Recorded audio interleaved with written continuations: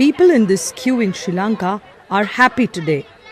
It is after about a month they are taking a gas cylinder home.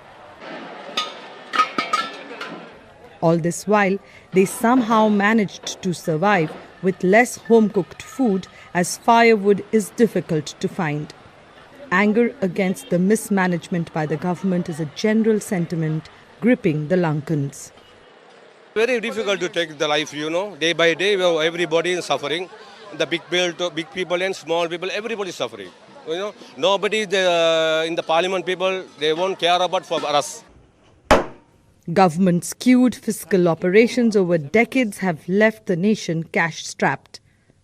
The import restrictions imposed recently have accentuated the problem. So what's the way out of this catch-22 situation? Government has to seriously consider how to generate tax revenue without affecting general public further. There are ways of doing that, number one, and then cutting down government expenditure seriously and ruthlessly, I would say. But how will the government really bring down the expenses? State-owned enterprise reform is something that's, I think, high on the agenda.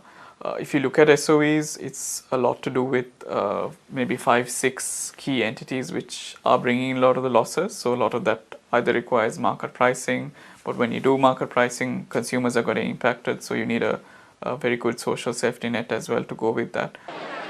Experts say another source of generating revenue is to introduce tax reforms. So we need to change this situation.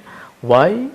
Our direct tax revenue is as low as 20 to 25%. To tide over the present crisis and to restore supplies of essential items including fuel and medicine, the government has knocked at the doors of the IMF.